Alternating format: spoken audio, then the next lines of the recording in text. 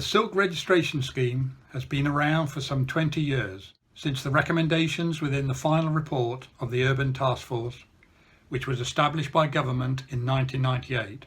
The report was called Towards an Urban Renaissance. But who or what is a SiLC? They are a person, a senior professional, and not a company. They can be working for a company or for themselves. They have independently been assessed as having a high level of competency in investigating and assessing contamination and other aspects of land condition. They have the skills to interpret, brief, and advise both the public and private sectors. What they are not is necessarily an expert in all fields, and they know when to seek advice from others. I'm a chartered civil engineer, a geoenvironmental engineer, and I've been a SiLC for 19 years. I have thoroughly enjoyed my career and felt the benefits of being both chartered and a SiLC. But don't take my word for it. Listen to what others have now got to say. Hi there, my name's Ian Evans. I'm a technical director.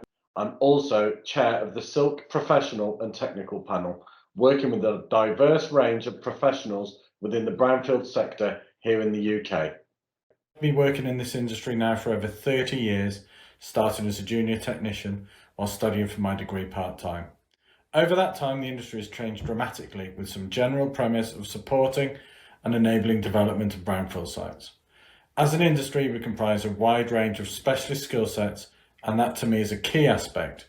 There is no one degree or expertise area which defines the contaminated land and brownfield market.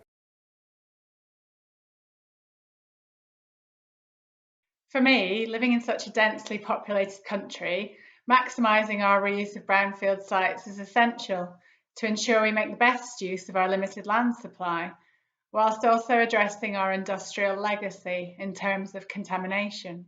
Reuse of brownfield land is fundamental to the regeneration of derelict urban areas and is also key to sustainable development. By prioritising development of land in areas that are already equipped with existing infrastructure and amenities, we can help protect our countryside and green spaces against increasing pressure for development. Brownfield sites reflect land that's not often productively used at the current time, and it presents an opportunity for us to bring it back into use for desperately needed utilities such as new housing and business.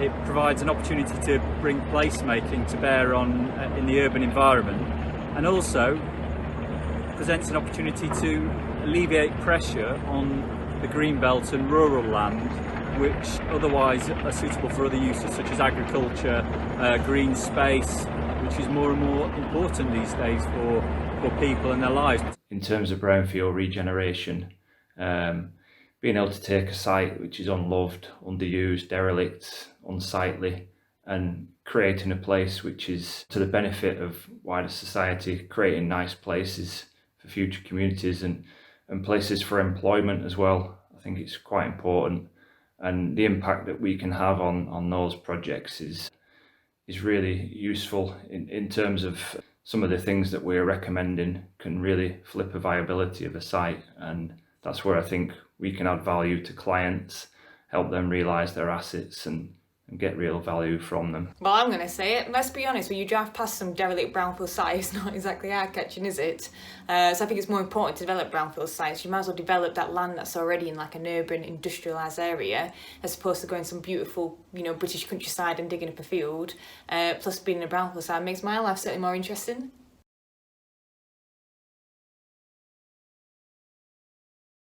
For me, it's about the technical challenge and getting really positive social and environmental outcomes which benefit both people and the natural world. What we do can really make a difference to people's lives by protecting them from harm, regenerating local communities and safeguarding our environment. I've worked in the brownfield redevelopment sector for around 20 years now. I think it's a great career path to take if you like variety and different things to do each day. You can't choose a better career really. We have to be quite knowledgeable in such a variety of topics: geology, chemistry, biology, hydrology, geography, law and policy. The list is endless, and particularly interesting is the the impact that we can have upon sustainability, so the social, economic and environmental aspects of a project, and how we can help influence what other disciplines are doing in terms of creating a great place for people to use in the future. For me, I really love seeing the development of our industrial sites in the past. In particular, I really like the detective work around finding out about the site history, piecing together the sources of contamination and how they might affect people and the environment. Also, with my role as Chief Scientist in RSK, I've actually got to travel the world and get paid for it, so who wouldn't enjoy that? I've travelled to Kazakhstan, Kurdistan, a lot of mainland European cities, and most recently Tanzania, Uganda and South Africa, working with our teams there. So it's a really rewarding career that can get you to all sorts of places in the world and get involved in some really interesting, wide-ranging projects. I think the key thing about brownfield land and contaminated land work is that it's multidisciplinary. So I work for a company, Campbell Reith, and we work with civil engineers, structural engineers, geotechnical engineers, transport engineers. It's a very varied discipline that is different every day, and it forms part of an overall re-engineering process. It means that we get to see projects start from pieces of redundant land. We're standing on a former landfill here, moved to productive uses, lots of houses and community spaces and such like, and that's rewarding. I love working in the brownfield sector because of the variety in my work. I studied geology at university because of my interest in the environment and my love of the outdoors, and I then chose a career in contaminated land because I wanted to help improve the environment. I've always enjoyed getting out on site and getting my hands dirty, supervising site investigation or remediation works. And I've enjoyed travelling across the UK and seeing a whole range of different sites, each with different problems to solve. I get real satisfaction from playing my part in protecting human health and the environment. And there's nothing more satisfying than seeing a derelict and long neglected site being cleaned up and returned to beneficial use.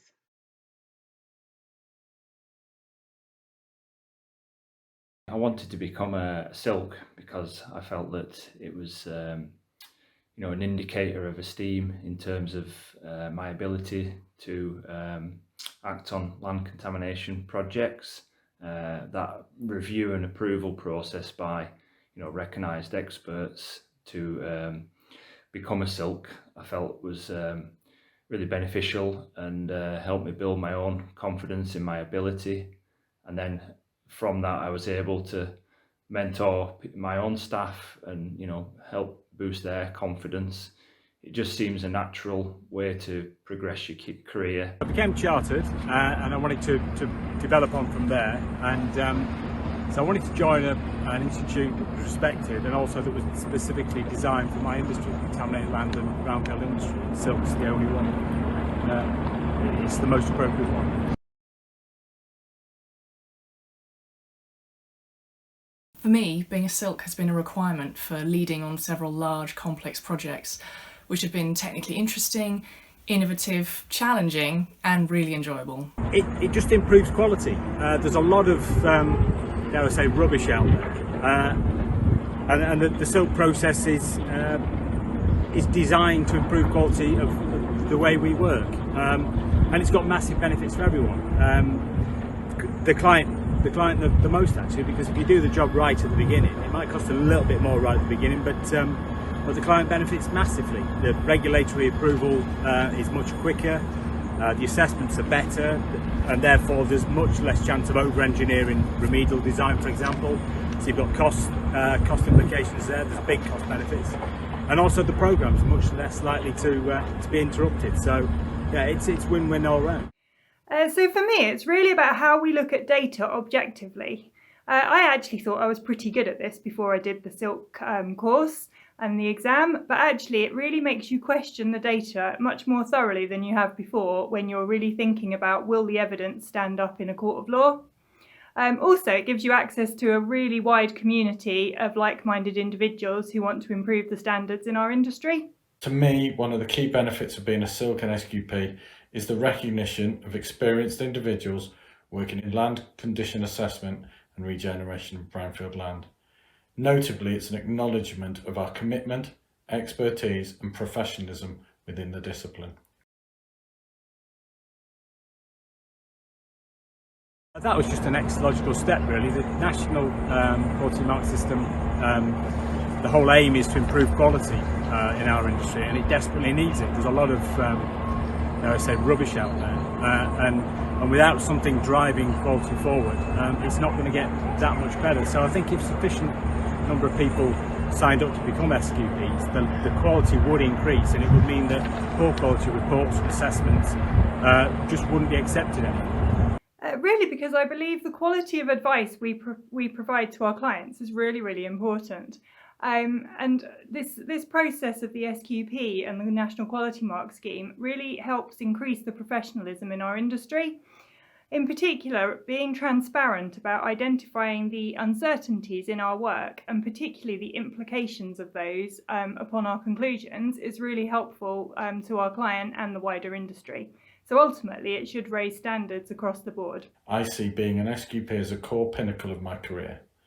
Given the diversity of specialisms needed to deliver outcomes in our industry across a broad range of sectors, SiLC and SQP provides a constant platform for acknowledgement of expertise.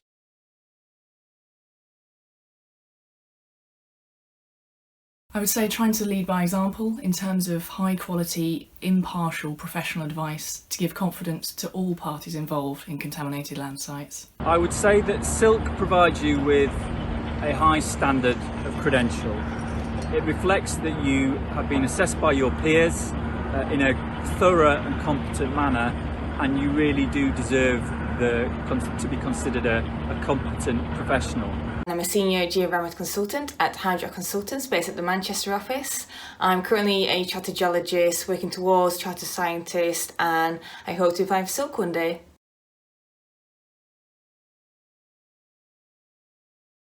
To me, that just seemed the obvious pathway to take, because I'm already a chartered geologist and I'm working towards getting my chartered scientist, and because land contamination is kind of my key interest and my specialism, to me SiLC seemed the obvious choice, and the aim of once I hopefully get SiLC is to then become a qualified person, and I believe SiLC will help bridge that gap.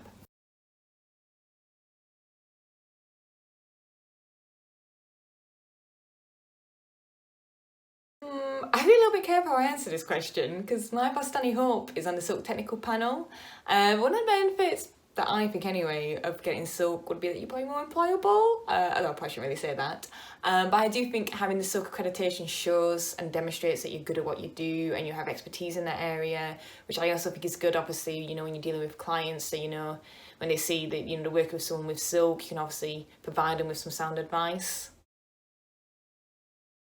To be chartered is a prerequisite of becoming a SiLC. To do both can seem a little daunting. However, there is available an integrated process to assist graduates, as well as more experienced individuals, to progress towards chartered status and SiLC. This is the SiLC affiliate scheme. Becoming a SiLC also enables applicants to become an SQP under the National Quality Mark Scheme. If you become an affiliate, you will initially have an advisor appointed by the institution of your choice, and once you are chartered, you will have a mentor who is appointed by SiLC to assist you in the process of understanding what additional experience and skills you need before you can apply to become a SiLC. The National Brownfield Skills Framework forms the basis of this process. So what are the criteria for joining the SiLC affiliate scheme? You must be a member or a graduate member of one of the qualifying professional organisations. You should have a genuine interest in the brownfield sector, and you should maintain your commitment to the code of conduct of both your professional organisation and that of SiLC. There is an annual fee for the SiLC affiliate scheme, but this includes 20% discount on the attendance fee for the SiLC annual conference, which we call the annual forum, at which there are leading speakers from the profession and from regulators on topical issues, technical and regulatory. Details of the SiLC qualification, the National Brownfield Skills Framework and the affiliate scheme can all be found on the SiLC website. Details of the National Quality Mark Scheme can be found on the NQMS page of the Clare website. Thank you for watching this video.